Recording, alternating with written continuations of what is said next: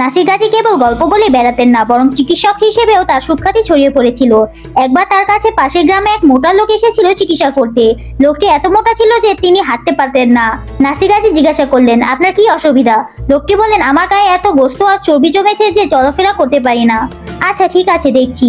এই বলে নাসির গাজী তার শরীর ভালোভাবে পরীক্ষা করলেন। শেষে বললেন, কোনো হাকিমের সাধ্য নেই আপনাকে ভালো করার, বরং 1 মাসের মধ্যে আপনি মারা যাবেন। এ কথা শুনে রোগী তখনই মারা যায় অবস্থা। কোনো রকমে বাড়ি ফিরে গিয়ে রোগী বিছানা নিলেন। রোগীর মন খারাপ, উঠতে চান না, তেমন খাওয়া দাওয়াও করেন না, করলেও খুব সামান্য। এই 1 মাসের মধ্যে শরীর খুব রোগা হয়ে গেছে। 1 মাস পর আবার তিনি হাজির হলেন নাসির গাজীর কাছে। গিয়ে চটপটে বলতে শুরু করলেন, আপনি ডাহা মিথ্যাবাদী। এই দেখুন 1 মাস পার হয়ে গেছে, আমি এখনো বেঁচে আছি। আপনি চিকিৎসার কিছুই জানেন না। এবার নাসির গাজী হেসে জবাব দিলেন, আপনি রাগ করছেন কেন? এখন তো আর আপনার হাঁটা চলায় অসুবিধা হচ্ছে না।